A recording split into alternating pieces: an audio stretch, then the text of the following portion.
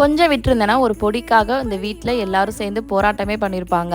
இந்தியாவிலேருந்து புரூனைக்கு வந்தப்போ அம்மா இட்லி பொடி அரைச்சி கொடுத்துருந்தாங்க, காரம் கம்மியாக. அது ஹஸ்பண்டுக்கும் குட்டீஸ்க்கும் ரொம்ப பிடிச்சி போச்சு.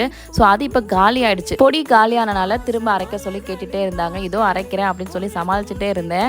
பட் ஒரு கட்டத்தில் அவங்களே வந்து நீ அரைக்கிறியா இல்லை நாங்களே அரைக்கவா அப்படி சொல்லி கேட்க ஆரம்பிச்சிட்டாங்க. எனக்கு வந்து இட்லி பொடினா தோசை மேலே போட்டு சாப்பிட பிடிக்கும், ஆனால் தொட்டு சாப்பிட அந்தளவுக்கு பிடிக்காது. சட்னி சாம்பார் இருந்தால் தான் இறங்கும். ஆனால் ஹஸ்பண்ட் குட்டீஸ் என்ன சொல்கிறாங்க, எங்களுக்கு இட்லி பொடி இருந்தாலே போதும், சட்னி சாம்பார்லாம் வேணாம். அந்த அளவுக்கு எங்கள் அம்மா அரைச்சி கொடுத்த இட்லி பொடி ரொம்ப பிடிச்சிருச்சு. சரி வாங்க நான் எப்படி இட்லி பொடி அரைச்சேன்னு பார்க்கலாம். 1 கிளாஸ் உளுந்தம்பருப்பு, 3/4 கிளாஸ் கடலைப்பருப்பு, 1/4 கிளாஸ் வந்து பார்த்தீங்கன்னா கருப்பு எள்ளு, பொட்டுக்கல்ல, பாசிப்பருப்பு, இது எல்லாமே பொன்னிறமாக வறுத்துக்கோங்க. அதுக்கப்புறம் 7-8 மிளகாய், அதையும் நல்லா வறுத்துட்டு அப்புறம் கருவேப்பிலை என்கிட்ட ஃப்ரெஷ்ஷாக தான் இருந்துச்சு. ஸோ அதனால் அதுலேயே ட்ரை பண்ணி அதையும் பொடி பண்ணிக்கிட்டேன். நான் எல்லாத்தையும் பொடி பண்ணதுக்கப்புறமா உப்பு பெருங்காயத்தூள் சேர்த்துக்கிட்டேன். அதுக்கப்புறம் ஆறுனதுக்கப்புறம் ஒரு சம்பளத்தில் போட்டு எடுத்து வச்சிட்டேன்.